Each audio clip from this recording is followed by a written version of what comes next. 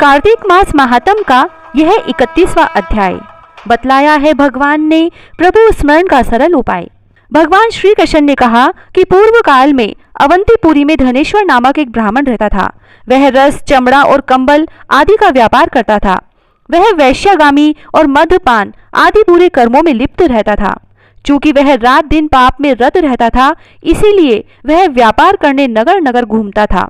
एक दिन वह क्रय विक्रय के कार्य से घूमता हुआ महिष्मतीपुरी में जा पहुंचा, जो राजा महिष ने बसाई थी। वहां पाप नाशिनी नम्रता सदैव शोभा पाती है। उस नदी के किनारे कार्तिक का व्रत करने वाले बहुत से मनुष्य अनेक गांवों से स्नान करने के लिए आए हुए थे। धनेश्वर ने उन सबको देखा और अपना सामान बेचता हुआ वह भी 1 मास तक वहीं रहा। वह अपने माल को बेचता हुआ नर्मदा नदी के तट पर घूमता हुआ स्नान, जप और देवार्चन में लगे हुए ब्राह्मणों को देखता और वैष्णवों के मुख से भगवान विष्णु के नामों का कीर्तन सुनता था। वह वहां रहकर उनको स्पर्श करता रहा, उनसे बातचीत करता रहा।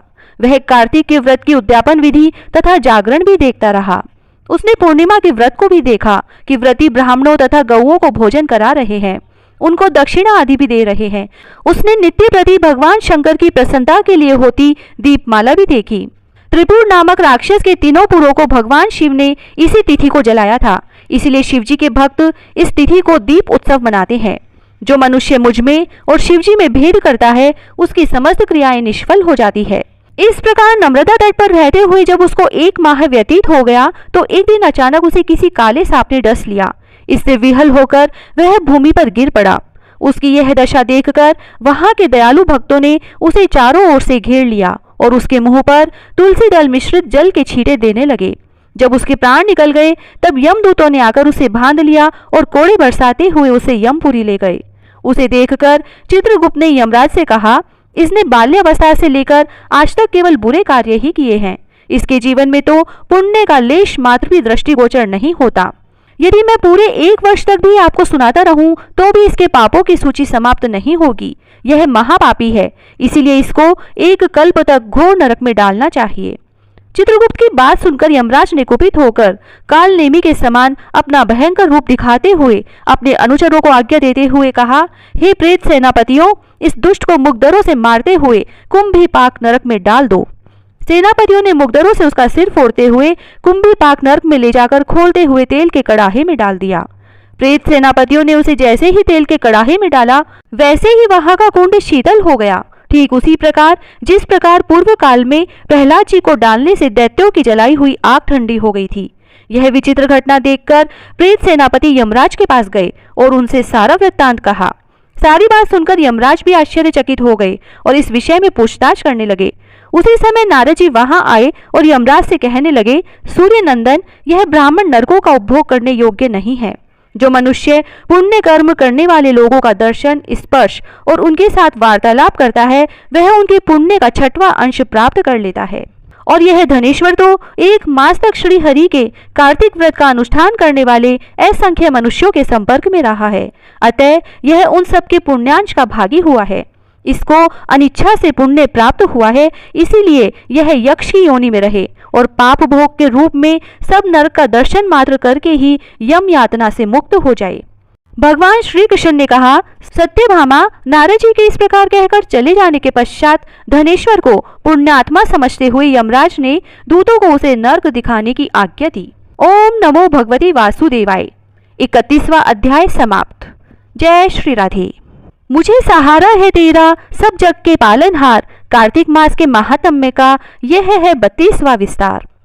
भगवान श्री कृष्ण ने आगे कहा, हे प्रिय, यमराज की आज्ञा शिरोधार्य करते हुए प्रेतपति धनेश्वर को नरकों के समीप ले गया और उसे दिखाते हुए कहने लगा, हे धनेश्वर, महान भय देने वाले इन नरकों की ओर दृष्टि डालो। इनमें पापी पुरुष सदैव दूतों द्वारा पकाए जाते हैं।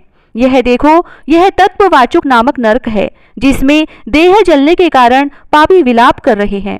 जो मनुष्य भोजन के समय भूखों को भोजन नहीं देता, वह बार बार इस नरक में डाले जाते हैं। वह प्राणी जो गुरु, अग्नि, ब्राह्मण, गो, वेद और राजा इनको लात मारता है, वह भयंकर नरक अतिशय पापों के करने पर मिलते हैं। आगे देखो, यह दूसरा नरक है जिसका नाम अंधतामिस्र है। इन पापियों को सुई की भांति मुख वाले तमोत नामक कीड़े काट रहे हैं। इस नरक में दूसरों का दिल दुखाने वाले पापी गिराए जाते हैं। यह तीसरा नरक है जिसका नाम क्रकेय है। इस नरक में पापियों को आरे से चीरा जाता है। यह नरक भी असीमत्र वर्ण आदि भेदों से 6 प्रकार का होता है। इसमें स्त्री तथा पुत्रों के वियोग कराने वाले मनुष्यों को कड़ाही में पकाया जाता है। 2 प्रियजनों को दूर करने वाले मनुष्य भी असीमत्र नामक नरक में तलवार की धार से काटे जाते हैं और कुछ भेड़ियों के डर से भाग जाते हैं। अब अर्गल नामक यह चौथा नरक देखो। इसमें पापी विभिन्न प्रकार से चिल्लाते हुए इधर उधर भाग रहे हैं। यह नरक भी वध आदि भेदों से 6 प्रकार का है।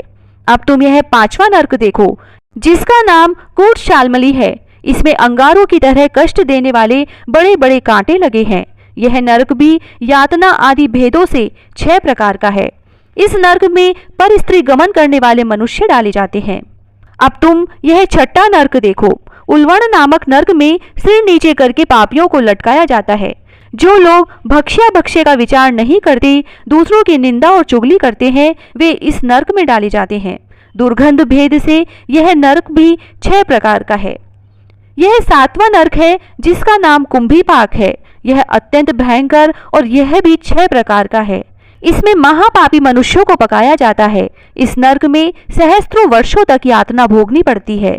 यही रौरव नरक है। जो पाप इच्छा रहित किए जाते हैं वह सूखे और जो पाप इच्छा पूर्वक किए जाते हैं वह पाप आर्द्र कहलाते हैं।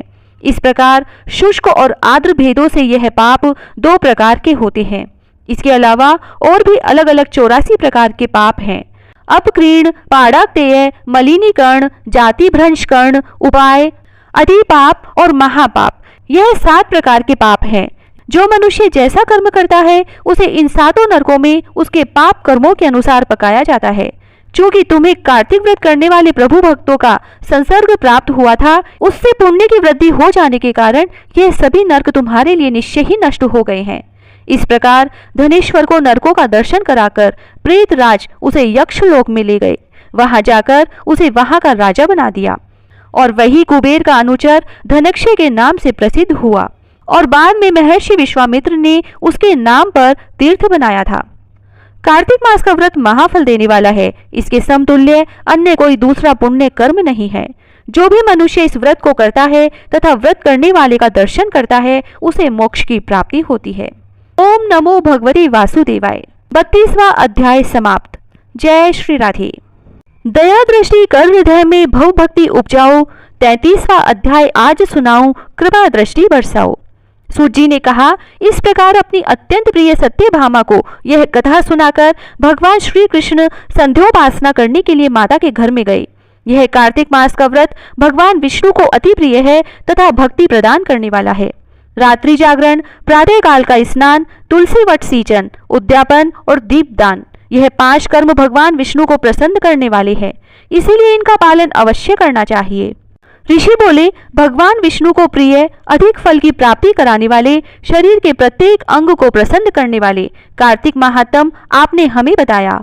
यह मोक्ष की कामना करने वालों अथवा भोग की इच्छा रखने वाले मनुष्यों को यह व्रत अवश्य ही करना चाहिए। इसके अतिरिक्त हम आपसे एक बात पूछना चाहते हैं कि यदि कार्तिक मास का व्रत करने वाला मनुष्य किसी संकट में फंस जाए या किसी वन में हो या व्रती किसी रोग से ग्रस्त हो जाए तो उस मनुष्य को कार्तिक व्रत को किस प्रकार करना चाहिए?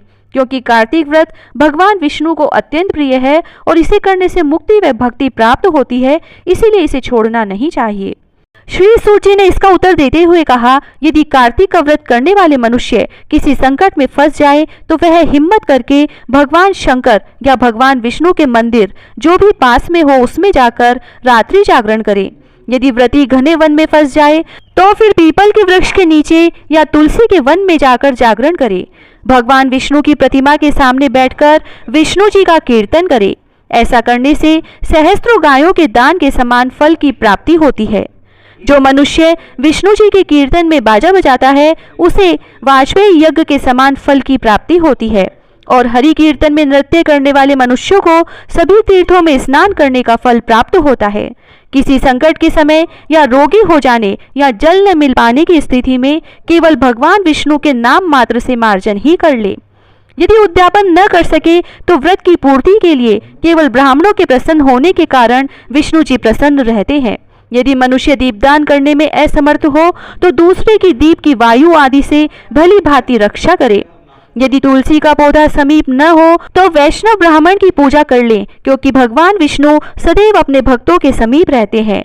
इन सब के न होने पर कार्तिक का व्रत करने वाला मनुष्य ब्राह्मण, गो, पीपल और वट वृक्ष की श्रद्धा पूर्वक सेवा करे। शौनक आदि ऋषि बोले, आपने गो तथा ब्राह्मणों के समान पीपल और वट वृक्षों को बताया है और सभी वृक्षों में पीपल तथा वट वृक्ष को ही श्रेष्ठ कहा है, इसका कारण बताइए। सूत जी बोले, पीपल भगवान विष्णु का और वट भगवान शंकर का स्वरूप है। पलाश ब्रह्मा जी के अंश से उत्पन्न हुआ है। जो कार्तिक मास में उसके पत्तल में भोजन करता है वह भगवान विष्णु के लोक में जाता है। जो इन वृक्षों की पूजा, सेवा एवं दर्शन करते हैं उनके सभी पाप नष्ट हो जाते हैं।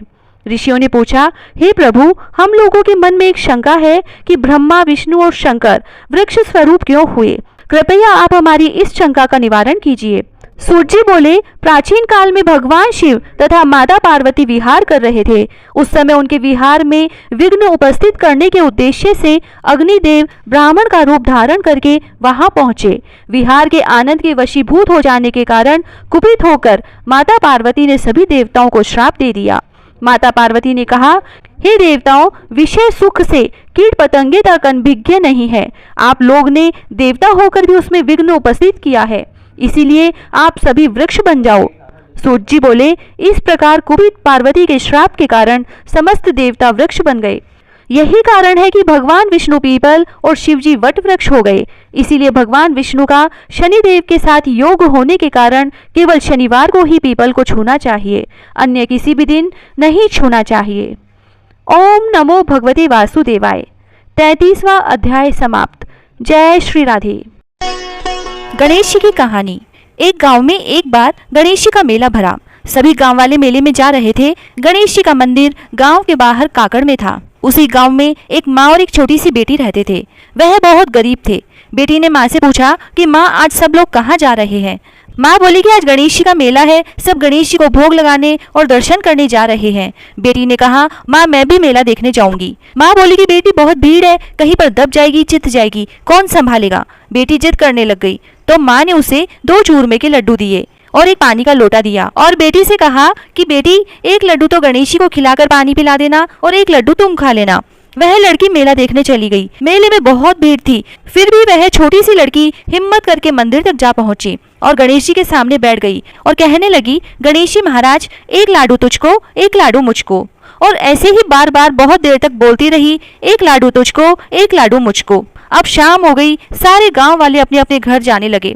सब उस छोटी सी छोरी को कहते रहे कि घर चलो, अभी रात हो जाएगी, जंगली जानवर खा जाएंगे। लेकिन वह नहीं गई और कहने लगी कि गणेश जी लड्डू नहीं खाएंगे तब तक घर नहीं जाऊंगी। सबने कहा कि हमने भी चढ़ाया है, तुम भी चढ़ा दो। लेकिन वह नहीं मानी और कहती रही, एक लाडू तुझको, एक लाडू मुझको। गणेश जी ने सोचा सब चले गए, ये अकेली रह गई। तो गणेश जी छोटा सा रूप धरकर उसके सामने बैठ गए और उसने अपने हाथ से गणेश जी को लड्डू खिलाया और पानी पिलाया। गणेश जी बहुत खुश हुए और कहा कि तुम भी खा लो। तो उस छोटी सी छोरी ने भी लड्डू खा लिया। अब गणेश जी बोले कि हम तुमसे प्रसन्न हैं, कुछ मांग लो। तो बच्ची बोली, जो भी मैं मांगूंगी वो सब दोगे? तो गणेश जी ने सोचा कि छोटी सी बच्ची है, क्या मांगेगी। गणेश जी ने कहा, जो भी मांगोगी वही दे देंगे। छोरी मांगने लगी, अन्न मांगू, धन मांगू, लाख मांगू, लक्ष्मी मांगू, हीरा मोतिया का गहना मांगू, जरी बागदा का बेस मांगू, 9 करोड़ की माया मांगू, सेजा भरदार मांगू, पालने भाई मांगू, रथ में बैठी जाऊं, रथ में बैठी आऊं, पीहर सासरा को सुख मांगू, भाई भतीजा की बेल मांगू, 1.25 मन लाडू मांगू, खाती जाऊं, खिलाती जाऊं, हर जस गाती जाऊं। गणेश जी तो देखता ही रह गया।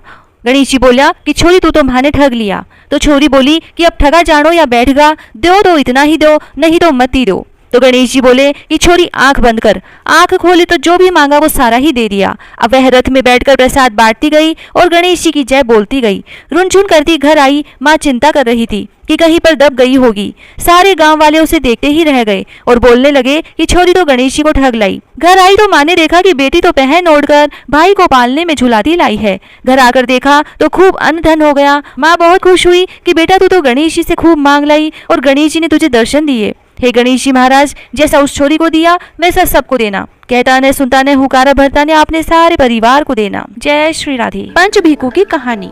किसी गांव में एक साहूकार था। उसका एक बेटा व बहू थी। बहू कार्तिक माह में रोजाना सवेरे उठकर गंगा स्नान के लिए जाती थी। सुबह जल्दी जाते समय वह किसी भी पराये पुरुष का मुंह नहीं देखती थी। एक राजा का बेटा भी सुबह सवेरे गंगा स्नान के लिए जाता था।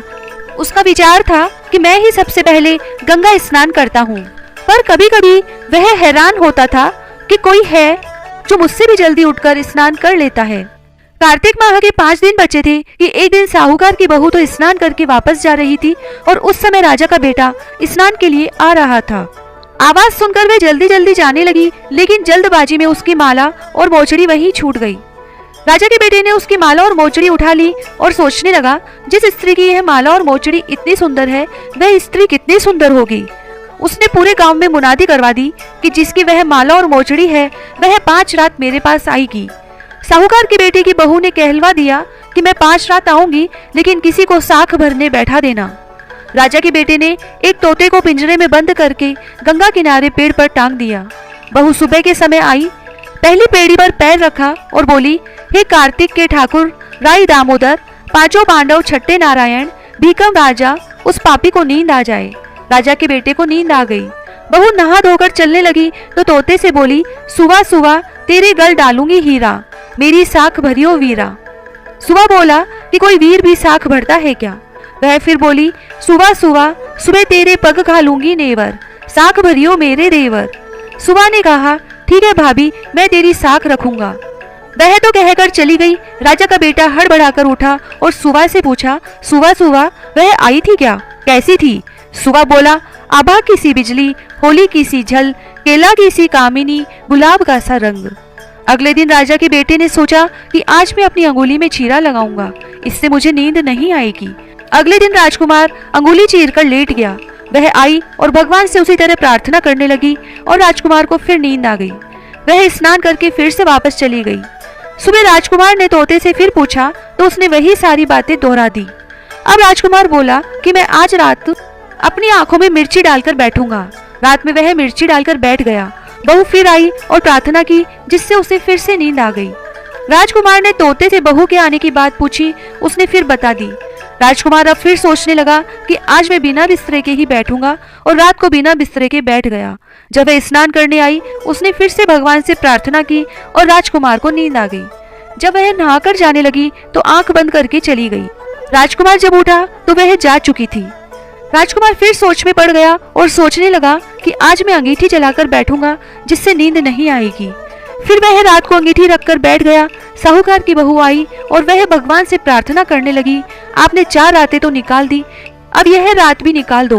भगवान ने उसकी बात रख ली और राजकुमार को नींद आ गई। जब वह नहाकर जाने लगी तो तोते से बोली कि इस पापी को कह देना कि 5 रातें पूरी हो चुकी है, वह मेरे मोतियों की माला और मोचड़ी मेरे घर भिजवा दे। सुबह राजकुमार की आंख खुली तो उसने तोते से पूछा कि क्या वह आई थी? तो तोते ने कहा, हाँ वह आई थी और उसने अपनी माला और मोचड़ी मंगवाई है।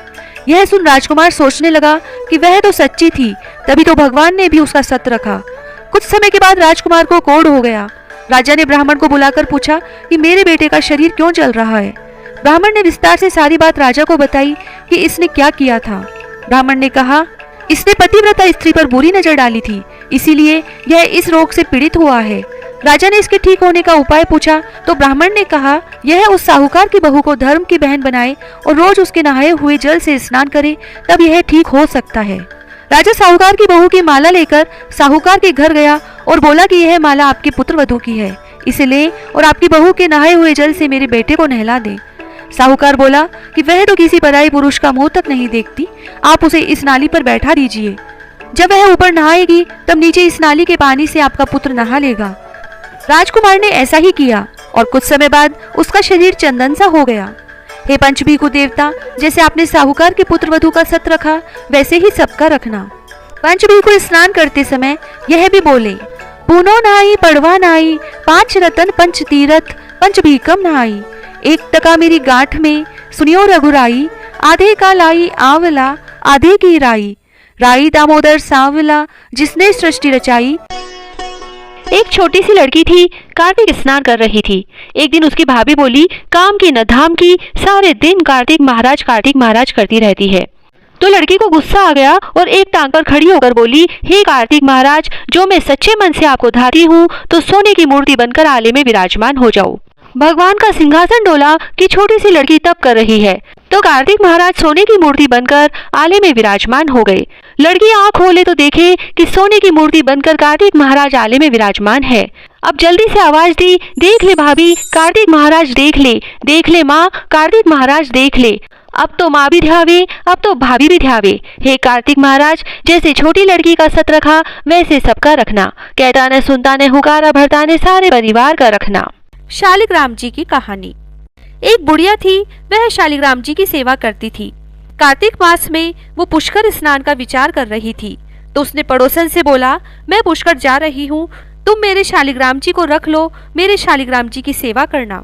पड़ोसन बोली कि मुझे सेवा पूजा आती नहीं है, तुम बताओ वैसे कर दूंगी। बुढ़िया बोली, सवेरे इनको उठाना, गंगा से लोटा भरकर पानी लाना, आते समय बगीचे से पुष्प तुलसी लाना, भगवान को जल व कच्चे दूध से नहलाना, चंदन लगाकर पुष्प तुलसी चढ़ाना, दूध का भोग लगाना, दोपहर को रसोई जो भी बने उसका भोग लगाना, शाम को दिया जलाना, ऐसी सेवा पूजा करना। और कहकर वह चली गई। पड़ोसन ने बुढ़िया के कहे अनुसार सब किया, लेकिन भगवान की थाली से भगवान जीमते ही नहीं, दूध पिया ही नहीं। यह देख वो चिंता में पड़ गई। बोली, भगवान आपकी मालकिन आएंगी तो कहेगी कि मेरे भगवान को दुबला कर दिया, अभी 1 महीना है, आप जीम लो। आप नहीं जीमोगे तो मैं भी नहीं जीमूंगी। और वह भूखी बैठी रही। भगवान ने सोचा अब तो दर्शन देने ही पड़ेंगे।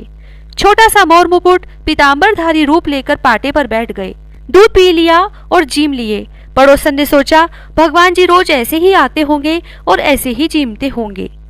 ऐसा रोज होता रहा। एक दिन भगवान ने कहा कि मैया मैं गाय चरा लाता हूँ। तो पड़ोसन बोली, थोड़े दिन ही तो यहाँ रहोगे, क्यों जाते हो? पर भगवान माने नहीं।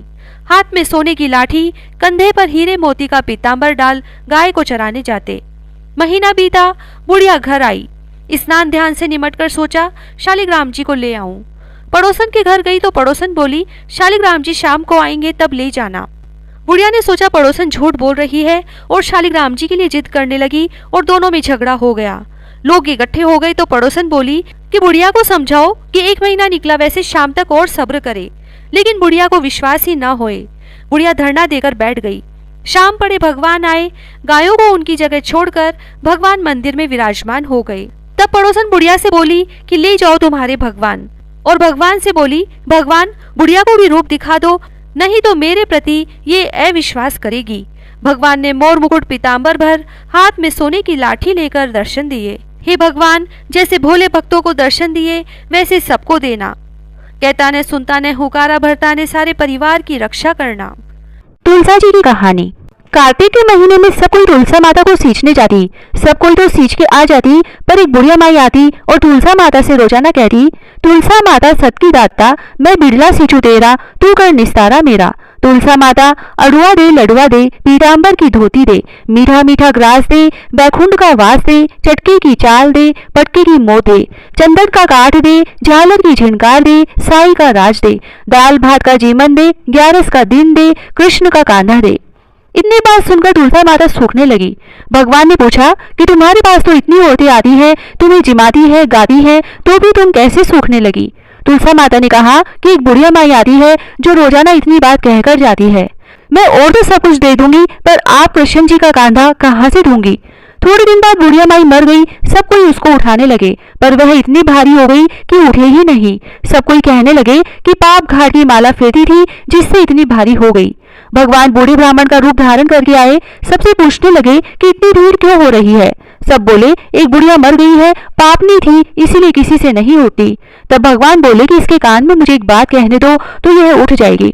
सबने कहा, तू भी अपने मन की निकाल ले। भगवान ने जाकर उसके कान में कहा, बुढ़िया माई तू बिड़ला सींचे मेरा, मैं करूँ निस्तारा तेरा। बुढ़िया माई अड़ुआ ले, गड़ुआ ले, पीताम्बर की धोती ले, पटके की मोट ले, मीठा मीठा ग्रास ले, बैकुंठ का वास ले, चटके की चाल ले, चंदन का काठ ले, झालर की झिनकार ले, साई का राज ले, दाल भात का जीवन ले, कृष्ण का कांधा ले। इतना सुनते ही बुढ़िया माई हल्की हो गई। भगवान उसे कांधे पर ले गए और उसकी मुक्ति हो गई। हे तुलसा माता, जैसा उसकी मुक्ति करी ऐसा हमारी करियो, जैसा उसको कांधा दिया वैसे सबको दियो। गंगा जमुना की कहानी। दो बहनें थी, एक का नाम था गंगा, दूसरी का जमुना। एक बार दोनों बहनें एक साहूकार के खेत से गुजर रही थी, तो जमुना ने साहूकार के खेत से तेहरे दाने जौ के तोड़ लिए, जिसे देखकर गंगा ने कहा कि अब तुझे तो ग्रहण लगा है, तूने चोरी की है। इस पर जमुना बोली कि अब मेरा ग्रहण कैसे धुलेगा। गंगा ने कहा कि तुझे 12 साल तक साहूकार के यहाँ नौकरी करनी पड़ेगी, तभी तेरा पाप धुलेगा और तुझे ग्रहण से मुक्ति मिलेगी। तब जमुना ने साहूकार के यहाँ जाकर अपने लिए काम मांगा। साहूकार ने उसे काम पर रख लिया, लेकिन काम करने से पहले जमुना ने कहा कि मैं सारे काम करूंगी, लेकिन 4 काम नहीं करूंगी। जूठे बर्तन नहीं मांजूंगी, झाड़ू नहीं लगाऊंगी, बिस्तर नहीं बिछाऊंगी और दिया नहीं जलाऊंगी। तो साहूकार ने कहा, कोई बात नहीं, तुम यह काम छोड़कर बाकी काम कर लेना। फिर 12 साल के बाद कुंभ का मेला लगा, तो साहूकारनी भी कुंभ नहाने जाने लगी। जमुना ने उसे जाते देखकर कहा कि कुंभ के मेले में मेरी बहन गंगा मिलेगी, तो उसे यह सोने का टका दे देना, इससे वह अपने हाथों में सुंदर चूड़ियां पहन लेगी। साहूकारनी ने कुंभ के मेले में गंगा को वह सोने का टका दे दिया। गंगा ने उनसे वह टका लेते हुए कहा कि मेरी बहन को कहना कि उसके 12 वर्ष पूरे हो गए हैं, अब वह यहाँ वापस आ सकती है। साहूकार और साहूकारनी वापस घर आए, तब जमुना मटके में पानी भर रही थी। दोनों जमुना से बोले कि हमने सोने का वह टका तेरी बहन गंगा को दे दिया था और उसने कहा है कि तेरे 12 वर्ष पूरे हो गए हैं, इसीलिए अब तुम वापस आ जाओ। यह समाचार सुनते ही जमुना सहस्त्र धारा में बदल गई और बहने लगी। जमुना जी का यह रूप देख साहूकार व साहूकारनी परेशान हो गए कि हमारे घर में जमुना माता ने काम किया, हमें तो अब ग्रहण लगा है, हम यह ग्रहण कैसे उतारेंगे। जमुना बहकर गंगा माता के पास चली गई। गंगा ने जमुना से पूछा कि तुम साहूकार साहूकारनी से कुछ कहकर आई हो या ऐसे ही बिना बताए आ गई। तब जमुना ने कहा कि मैं तो कुछ भी बताकर नहीं आई हूँ। तब गंगा माता ने कहा कि जाओ और उन्हें धीरज देकर आओ, नहीं तो उन्हें जीवन भर असंतोष ही रहेगा। गंगा के कहने पर जमुना माता ने साहूकार साहूकारनी को सपने में दर्शन दिए और कहा कि तुम दोनों उल्टे माथे क्यों पड़े हो, जाओ उठकर खाओ पियो। तब दोनों बोले कि हम कैसे उठें, हमें तो ग्रहण लगा है, क्योंकि हमने उल्टे सीधे और पता नहीं कितने नीच कार्य आपसे कराए हैं। तब जमुना जी बोली कि तुम्हें ग्रहण नहीं लगा, ग्रहण तो मुझे लगा था, मैंने तुम्हारे खेत से तेरे दाने जौ के चुराए थे, मैं तो अपना ग्रहण उतारने तुम्हारे घर आई थी। मेरा ग्रहण तुम्हारे घर में 12 वर्ष तक रहने से उतर गया और मेरी मुक्ति हो गई है। फिर जमुना जी ने कहा कि तुम्हें कोई ग्रहण नहीं लगा है, बल्कि मेरे 12 वर्ष यहाँ रहने से तुम्हारी भी मुक्ति हो गई है। यह कहकर जमुना जी स्वप्न से चली गई। दोनों उठकर देखते हैं कि उनके घर में पहले से भी अधिक धन हो गया। हे जमुना माता, जैसे आपने साहूकार व साहूकारनी की मुक्ति कराई, वैसे ही आप अपने सभी भक्तों की कराना। जय श्री राधे। एक जाटका था, एक भाटका था। दोनों पक्के दोस्त थे, लेकिन दोनों में फर्क था। जाटका तो भगवान को मानता था, भाटका विश्वास नहीं करता था। जाटका खूब समझाता कि कुछ तो भगवान का नाम ले लो, लेकिन भाटका उसकी एक भी नहीं सुनता था। एक बार जाटका बहन के घर जा रहा था। उसने भाटका से कहा, तुम भी चलो, तुम्हारा ससुराल है, तुम अपनी पत्नी को ले आना। भाटका ने हाँ भर दी। अब दोनों घर से रवाना हुए। गांव के बाहर जाते ही जाटका बोला, आओ भाई, हम राम विश्राम करें। उसने कहा कि तुम ही करो, तुम बहन के भाई जा रहे हो, मैं तो ससुराल जवाई जा रहा हूँ, मेरी खूब खातिरदारी होगी। अब जाटके ने गांव के बाहर राम विश्राम किया। राम विश्राम जो करे, करे द्वारका नाथ, तादा मांडा लापसी, देसी लखेसर भगवान, और करके आगे बढ़े। आगे पेड़ के नीचे विश्राम करने लगे। जाटका ने सोचा, बहन के घर जा रहा हूँ, बहन को देने के लिए कुछ भी नहीं लाया, ये पेड़ के पत्ते ही तोड़कर ले जाता हूँ। बहन के बच्चे पत्तों की पुपाड़ी बनाकर बजा लेंगे। यह सोचकर पत्तों को गमछे में बांधकर ले गया। अब बहन के गांव के बाहर राम विश्राम करने लगा। उसने दोस्त से कहा तो उसने वापस मना कर दिया। जाटके ने राम विश्राम बोला, राम विश्राम जो करे, सो करे द्वारका नाथ, ताता मांडा लापसी, देसी लखेसर भगवान, देसी द्वारका नाथ, और दोनों अपने अपने स्थान को चले गए। जाटका बहन के घर गया, भाटका ससुराल गया। पंडित हवन कर रहे थे। भाई यह सब देखकर शर्मिंदा हुआ कि मैं तो कुछ भी भेंट नहीं लाया। वह जो पत्तों की पोटली लाया था, उसे खोलकर बहन ने देखा तो उसमें जरी की साड़ियां और वस्त्र हो गए, बच्चों के खिलौने और कपड़े हो गए। बहन देखकर खुश हुई और भाई से कहा कि इतना खर्च क्यों किया। भाई यह सब देखकर चकित हो गया और सोचने लगा कि राम विश्राम करने से भगवान ने पार लगा दी। भाई ने बहन को खूब पहनाया ओढ़ाया और सब बहुत खुश हुए और उसने खाना खाकर आराम किया। अब शाम को राम विश्राम करने गया। वह 3 समय राम विश्राम करता था। अब उधर भाटके के ससुराल में आग लग गई। बेचारा आया जब से आग बुझाने में लगा रहा। उसकी एक तरफ की मूछ जल गई और एक तरफ के आधे बाल जल गए। अब मन में सोचने लगा कि अगर दोस्त के कहने पर राम विश्राम कर लेता तो परेशानी नहीं होती। जब से आया हूँ किसी ने भी खाने व पानी के लिए भी नहीं पूछा। अब वह गांव के बाहर गया, वहां पर जाटका विश्राम कर रहा था। उसने भाटके से पूछा कि दोस्त कहो क्या हाल है। दोस्त ने कहा कि हाल तो खराब है, अभी तक खाना भी नहीं खाया और शरीर की हालत बिगड़ गई है। मैं भी राम विश्राम कर लेता हूँ। और फिर दोनों मित्र ने राम विश्राम किया। राम विश्राम जो करे सो करे द्वारका नाथ, ताता मांडा लापसी, देसी लखेसर भगवान, देसी द्वारका नाथ, ऐसे 3 बार बोलकर अपने अपने स्थान को चले गए। जाटका की बहन ने भाई को अच्छे से भोजन करवाया। उधर भाटके के ससुराल में पड़ोसन बोली कि बेचारा कल का आया जवाई अब तक भूखा है, इसकी कैसी दशा हो गई है, मैं ही इसको 2 रोटी और फली की सब्जी बनाकर खिला देती हूँ। भाटके ने खाना खाया और ससुराल से जाने लगा तो उसकी पत्नी को नहीं भेजा कि हमारे पास अभी विदाई के लिए कुछ भी नहीं है, तो वह अकेला ही रवाना हो गया। उधर जाटका भी बहन से विदा लेकर रवाना हुआ। दोनों दोस्त साथ साथ चले। थोड़ी दूरी पर जाटका राम विश्राम करने लगा। भाटका फिर से मजाक करने लगा कि तुम अपनी पत्नी के पास जा रहे हो, तुम्हें खाना नहीं मिलेगा, तुम ही राम विश्राम कर लो। मैं तो माँ के पास जा रहा हूँ, मुझे तो जाते ही माँ गरम गरम खाना परोस देगी। जाटके ने राम विश्राम किया और घर आ गए। जाटके को उसकी पत्नी ने पूछा कि ननद कैसी है, बच्चे सब ठीक हैं, और बुआ की भेजी हुई चीजों से बच्चे खेलने लगे। इधर पत्नी ने पति को खाना परोस दिया और कहने लगी कि अपने पास तो बहन को देने के लिए कुछ नहीं था, कहीं बहन नाराज तो नहीं हुई। जाटके ने कहा बहन को अपनी परिस्थिति के बारे में मालूम है, वह नाराज नहीं हुई। उधर भाटके की माँ उससे देखते ही नाराज हो गई। कहा कि अपनी क्या हालत करके आया है और पत्नी को भी नहीं लाया, ये डंडा ले और जाकर भैंस ढूंढ कर लेकर आ, 2 दिन से भैंस खो गई है। भाटका जंगल में भैंस ढूंढने गया। सुबह से शाम हो गई मगर भैंस नहीं मिली। वह थक कर गांव के बाहर चबूतरे पर बैठ गया। अब शाम को जाटका राम विश्राम करने आया। भाटके को देखकर पूछा कि मित्र कैसे हो, तो उसने बताया कि हमारी भैंस खो गई, आया जब से अब तक भैंस को ही ढूंढ रहा हूँ, माँ ने खाना भी नहीं खिलाया। जाटके ने कहा भैया राम विश्राम कर लो, अभी भैंस मिल जाएगी। राम विश्राम करने से कभी समस्या नहीं आएगी, जीवन में आदत बना लो, हम रोजाना साथ साथ राम विश्राम करेंगे। दोनों ने राम विश्राम किया। राम विश्राम जो करे सो करे द्वारिका नाथ, ताता मांडा लापसी, देसी लखेसर भगवान, देसी द्वारिका नाथ। राम विश्राम करके चले तो रास्ते में भैंस भी मिल गई। भैंस पकड़कर घर आया तब माँ बोली खाना खा ले, थक गया होगा। उस दिन से भाटका भी राम विश्राम करने लगा। हे राम विश्राम भगवान, लखेसर भगवान, द्वारिका के नाथ, उन दोनों की बाढ़ लगाई वैसे सबकी लगाना, कहता न सुनता न हुकारा भरता न अपने सारे परिवार की रक्षा करना। जय श्री राधे। पथवारी माता की कहानी। एक बार पाल माता, पथवारी माता और विनायक जी में खुद को बड़ा बताने के कारण झगड़ा हो गया। सब अपने आप को दूसरे से बड़ा साबित करने के लिए झगड़ रहे थे। एक ब्राह्मण का लड़का वहां से गुजर रहा था। पाल, पथवारी व गजानन जी ने उसे रोका और कहा कि हमारा झगड़ा सुलझाओ और न्याय करो। ब्राह्मण का लड़का बोला मैं कल वापस आऊंगा तब न्याय करूंगा, अभी तो मैं जा रहा हूँ। घर आकर लड़के ने माँ से कहा कल मुझे पाल, पथवारी व गजानन जी का न्याय करना है। तो माँ ने कहा बेटा किसी को छोटा मत बताना, सभी को बड़ा बता देना। दूसरे दिन लड़का वहां गया और बोला पाल माता आप तो हर व्यक्ति से बड़ी हो, क्योंकि हर व्यक्ति आता है स्नान ध्यान करके जाते समय पैर की ठोकर दे जाता है, फिर भी आप नाराज नहीं होती हो। पथवारी माता आप भी बड़ी हो, क्योंकि कोई व्यक्ति कितने भी तीर्थ कर ले, धर्म ध्यान कर ले, पर वापस आने पर आपकी पूजा किए बिना उनका कार्य पूर्ण नहीं होता, इसीलिए आप बड़ी हैं। एक जी आप तो बड़े हैं ही, क्योंकि सब देवों को मना ले पर आपको ध्याय बिना कोई काम सिद्ध नहीं हो सकता, इसीलिए आप भी बड़े हैं। पाल, पथवारी और विनायक जी प्रसन्न हो गए और बोले बालक तेरी चतुरता से तूने हम सभी को बड़ा साबित कर दिया, हमारा आशीर्वाद सदा तेरे साथ रहेगा। यह कहकर उन्होंने थोड़े जौ के दाने उसके अंगोछे में डाल दिए। लड़का सोचने लगा यह तो घाटे का सौदा रहा, पूरा दिन लगाकर इतना अच्छा न्याय किया और बदले में इतने से जौ मिले। लड़के ने घर पहुंचकर बेमन से जौ वाला अंगोछा कोने में रख दिया। माँ अंगोछा समेटने लगी तो उसमें से चमचमाते हीरे मोती गिरने लगे।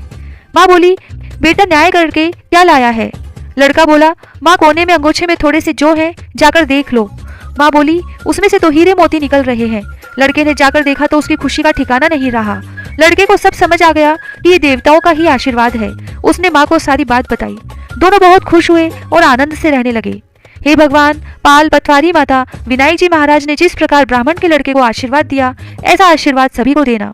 कहानी कहने सुनने हुकारा भरने वाले सभी को स्वास्थ्य, समृद्धि, धन धान्य देना।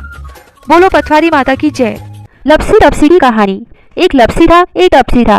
तपसी तो भगवान की तपस्या करता, लपसी रोजाना 1.25 सेर का हलवा बनाकर भगवान को भोग लगाकर टाली हिलाकर जीम लेता।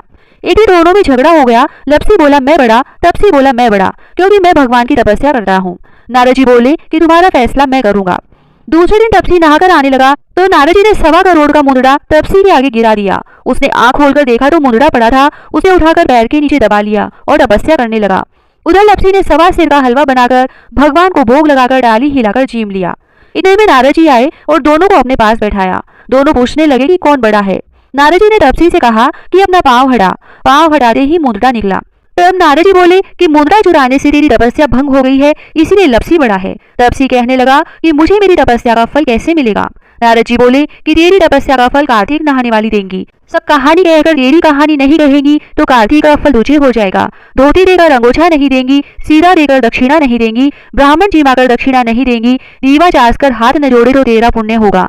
कपड़ा देके बटन न लगावे, दाहिने हाथ नाड़ा बांधे तो सबका फल तुम्हें हो जाएगा।